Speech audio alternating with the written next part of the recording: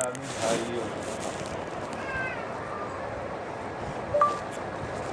आप लोग जिस इलाके के हैं, जिस गांव के हैं, वहाँ मेरा भी जाना हुआ और रिश्तेदारियाँ भी हैं। हम कहीं अलग के नहीं हैं, वहाँ भी हमारी बहुत सारी रिश्तेदारियाँ हैं। उस गांव में जाना हुआ, बहुत सारे लोगों से ताल्लुकात हैं, जान पहचान है। डॉक्टर बशीर साहब, अक्सर मुलाकात होती रहती है, तबादले ख्याल भी होता रहता है। मौलाना मुअल्लिम साहब भाई स्कूल के जो मौजूदा इमाम साहब हैं, एक ही साथ हम लोग रहते हैं। आज ये हम लोगों का जो इज्तिमा हुआ, ये बुज़ुर्गों की निस्बत पर हुआ, इसलिए बहुत ही काबिल मुबारकबाद आप हजरात हैं और ये बहुत मुबारक महफिल है। अल्लाह ताला हमारे इस बैठने को कबूल फरमाए। आमीन। हज़रात औलियाए किराम, बुज़ुर्गान दीन, अकाबिरीन मिल्लत ने दुनिया में जो मेहनत की, वो इत्तिहाद और इत्तिफाक की मेहनत की। मखलूक़ खुदा के साथ हमदर्दी और मोहब्बत का पैगाम दुनिया के कोने कोने में पहुंचाया। अखलाक क्या होता है, मोहब्बत क्या होती है, मखलूक के साथ हमको किस तरह पेश आना चाहिए, हमारे बुज़ुर्गों ने और औलियाए किराम ने सिर्फ इंसान के साथ नहीं बल्कि जानवरों के साथ भी वो सलूक किया है कि उस सलूक के सिले में उन बुज़ुर्गों को इतना बड़ा इनाम अल्लाह ताला ने अता फरमाया कि हम उसका तसव्वुर नहीं कर सकते। ये जिस सिलसिले की कड़ी है और जिस बुज़ुर्ग के नाम पर हम यहाँ जमा हुए, उस सिलसिले की जो कड़ी है वो कहाँ से शुरू होती है? हज़रत ख्वाजा बाकी बिल्लाह रहमतुल्लाहि ताला अलैह। हमारे बुज़ुर्गों का मामूल वही था जो आका मदनी जनाब मोहम्मद रसूलुल्लाह सल्लल्लाहु अलैहि वसल्लम की सुन्नत थी। हमारे बुज़ुर्गों ने उस सुन्नत पर मुकम्मल 100% अमल किया। कभी तहज्जुद की नमाज क़ज़ा नहीं होती थी इन अकाबिरीन और इन बुज़ुर्गों की।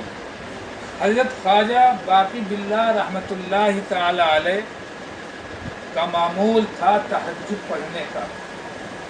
आप तहज्जुद पढ़ते और तहज्जुद की नमाज और फजर की नमाज के बीच में थोड़ी देर आराम कर लेना और फिर नमाज के लिए जाना, ये नबी करीम सल्लल्लाहु अलैहि वसल्लम की मुबारक सुन्नत है। एक दिन हज़रत ने तहज्जुद की नमाज पढ़ी और तहज्जुद की नमाज पढ़ने के बाद ज़िक्र व अज़कार दुआ से फारिग होने के बाद अब ये सुन्नत बिल्कुल हज़रत का यही मामूल था। ये हज़रात तो ऐसे थे कि एक एक सुन्नत पर इस तरह अमल पैरा रहते थे कि वो कभी छूटने नहीं पाती थी। तो हज़रत मामूल के मुताबिक तहज्जुद की नमाज पढ़े और जो वक्त था जमात खड़ी होने में, तो उस सुन्नत को अदा करने के लिए हज़रत अपने कमरे में तशरीफ़ लाए। ठंडी बहुत कड़ाके की, बहुत सख्त ठंडी थी। आए, जाके थोड़ी देर आराम करूं, फिर उसके बाद में फजर की नमाज के लिए जाऊंगा। अब आए और लिहाफ जो उठाया तो देखा अंदर लिहाफ के बिल्ली सो रही है। जब हज़रत की नज़र बिल्ली पर पड़ी तो फौरन आपने लिहाफ उसको उड़ा दिया और आप फिर मस्जिद में चले गए। ठंडी है। لیکن آپ نے اپنے بستر سے بلی کو اٹھانا گوارا نہ کیا کہ یہ بھی اللہ کی ایک مخلوق ہے، اس کو بھی سردی لگ سکتی ہے، ٹھنڈی اس کو بھی لگ رہی ہوگی، اس لیے تو وہ لحاف کے اندر آ کر سو گئی۔ اس کو گرمی ملی، گرمی لگی، اور جو ٹھنڈی کے موسم میں گرمی آنی چاہیے، وہ لحاف کے اندر جانے کے بعد جب اس کو گرمی محسوس ہوئی تو اس کو نیند آ گئی، اور لحاف اٹھائے بلی سو رہی، اور فوراً انہوں نے اس کو اڑا دیا اور آپ مسجد میں تشریف لے گئے۔ آپ مسجد ہی میں تھوڑی دیر آرام کرنے کے بعد پھر فجر کی نماز ادا کی۔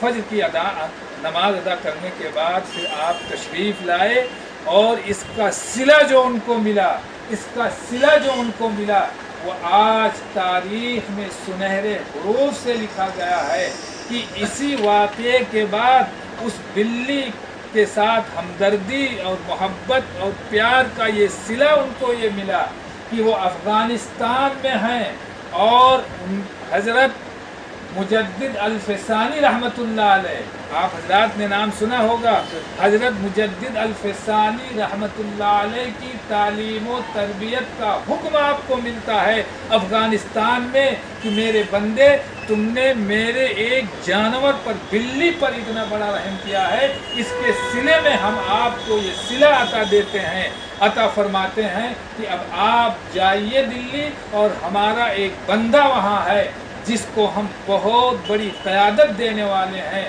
مخلوق کی خدمت کے لیے، مخلوق کی رہبری اور رہنمائی کے لیے، تزکیے نفس کے لیے ہم بہت بڑی ذمہ داری ان کو سونپنے والے ہیں، اس لیے اب آپ وہاں جائیے اور ان کی تعلیم و تربیت کیجیے۔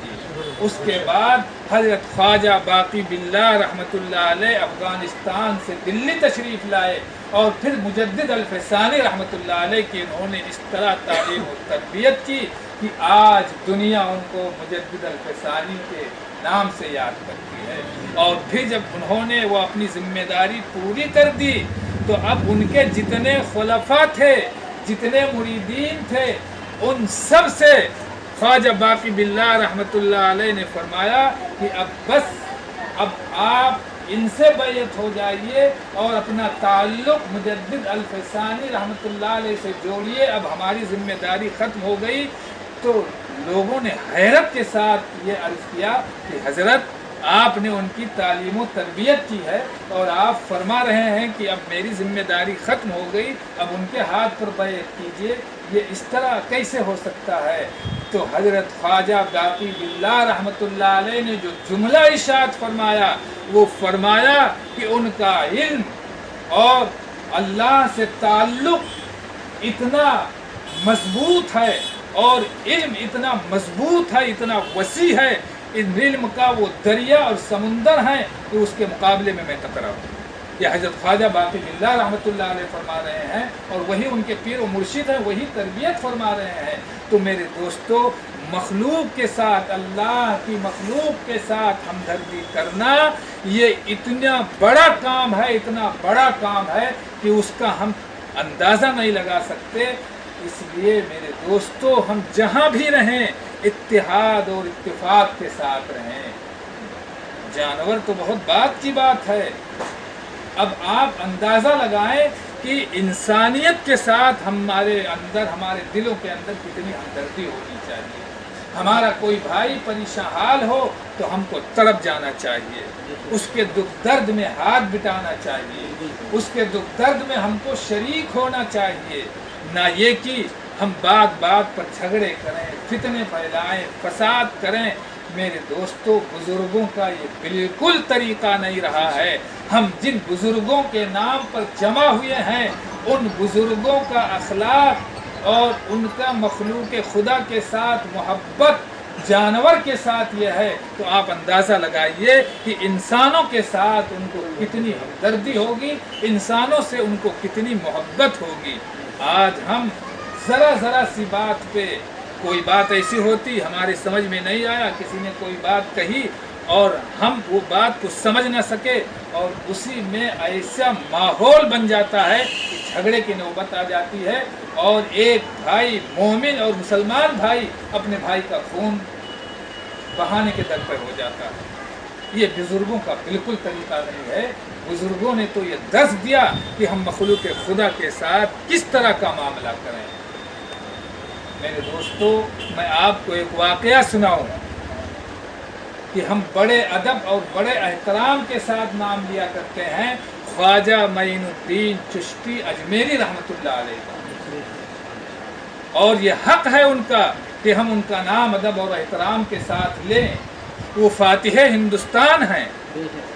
انہوں نے ہندوستانیوں کے دلوں کے تلوار سے فتح نہیں کیا، بلکہ انہوں نے ہندوستانیوں کے دلوں کو پیار و محبت اور جناب رسول اکرم صلی اللہ علیہ وسلم کے اخلاق و کردار سے فتح کیا ہے.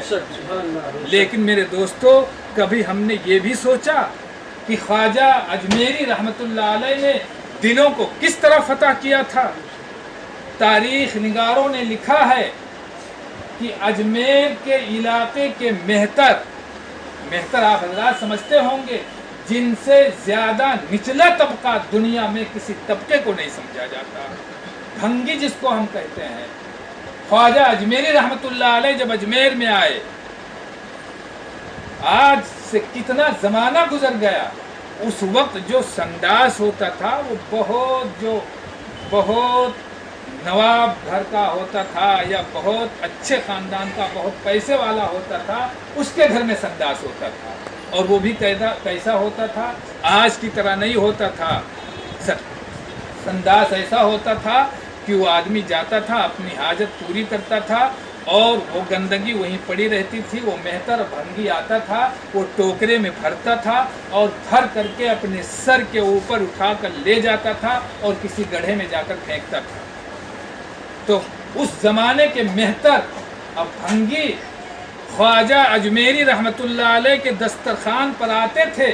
خواجہ صاحب کے یہاں تو لنگر چلتا تھا، دونوں وقت دسترخوان بچتا تھا اور سینکڑوں ہزاروں کی تعداد میں لوگ آ کر کھانا کھاتے تھے. صرف اس میں کوئی قید نہیں تھی کہ یہ ہندو ہے کہ مسلمان ہے کہ چمار ہے، نہیں، کوئی قید نہیں تھی. آپ کے یہاں تو کھانا پکتا تھا، دسترخوان لگتا تھا، جو بھوکا ہو، جس کا دل چاہے وہ آ کر کھائے. آج تو ہم مسلمان ہیں، ایمان والے ہیں، لیکن ایک بھائی دوسرے بھائی کے ساتھ کھانے کو تیار نہیں ہے.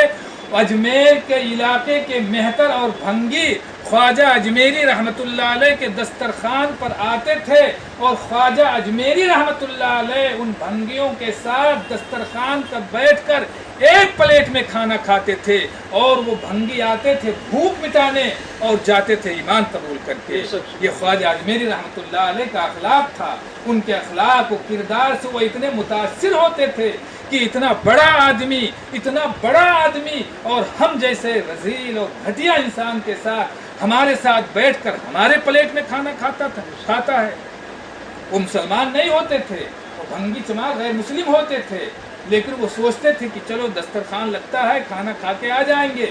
وہ آتے تھے اور جب خواجہ اجمیری رحمۃ اللہ علیہ کا یہ اخلاق اور کردار دیکھتے تھے تو ایمان قبول کر کے جاتے تھے. کہاں ہیں اللہ والوں کا نام لینے والے؟ کہاں اولیاء اللہ کی محبت کے گن گانے والے؟ میرے دوستو، ہم نے کتنے لوگوں کو اپنے سینے سے لگایا ہے.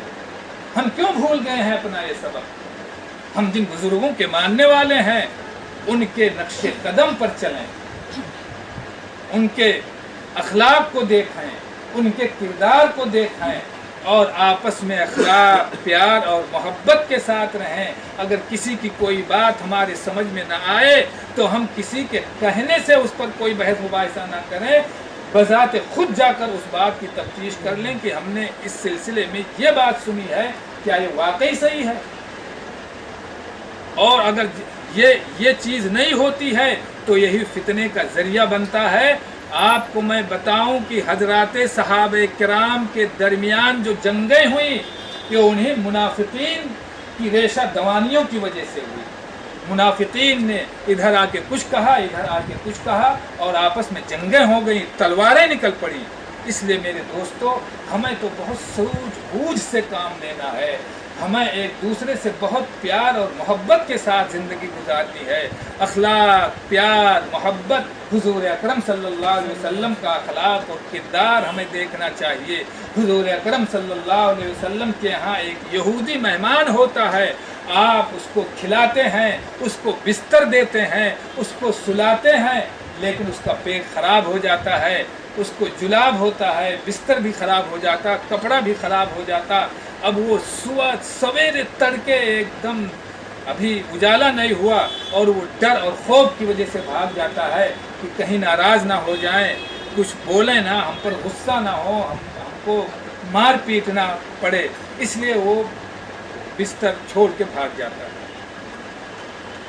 اب حضور اکرم صلی اللہ علیہ وسلم جب پہنچتے ہیں، جب اس کو بستر پر نہیں پاتے تو آپ کو بہت دکھ ہوتا ہے کہ ہمارا مہمان کہاں چلا گیا۔ وہ یہودی ہے، مسلمان نہیں ہے، لیکن آپ کو مخلوق سے کتنی محبت ہے۔ آپ اس بستر کو اٹھاتے ہیں، تالاب پر لے کر جاتے ہیں اور سیدنا محمد رسول اللہ صلی اللہ علیہ وسلم اپنے ہاتھ سے اس بستر کو دھوتے ہیں، اس گندگی کو صاف کرتے ہیں۔ صحابہ کرام رضوان اللہ تعالی علیہم اجمعین جو حضور کے اشاروں پر اپنی گردنیں کٹانے والے، لیکن آپ نے کسی صحابی کو حکم نہیں دیا، آپ خود اس بستر کو لے کر جاتے ہیں، تالاب پہ صاف کرتے ہیں، تالاب میں اس بستر کو دھلتے ہیں۔ وہ یہودی کسی طرح گزرتا ہوا اس تالاب کے کنارے سے گزرا تو دیکھا کہ میں جس کے ہاں مہمان تھا وہی تو اس بستر کو دھو رہے ہیں جس بستر میں میں نے گندگی کی تھی، جلاب ہو گیا تھا، وہ بستر گندا ہو گیا تھا۔ وہ آیا اور ہاتھ جوڑ کر کھڑا ہو گیا اور اس نے کہا کہ مجھے معاف فرما دیجئے، اور وہیں وہ کلمہ پڑھ کر مسلمان ہو گیا۔ میرے دوستوں، اور اخلاق اور کردار میں یہ طاقت ہے، ہم کو یہی اخلاق اور کردار اپنانی چاہیے۔ اللہ تعالی ہم سب کو حضور اکرم صلی اللہ علیہ وسلم اور بزرگان دین، اولیاء کرام، اکابرین ملت نے جو اخلاق تھا، جو کردار تھا، ہم اس اخلاق کو، اس کردار کو، اس نمونے کو اپنانے کی کوشش کریں تو انشاءاللہ دنیا میں بھی کامیابی ملے گی، آخرت میں بھی کامیابی ملے گی۔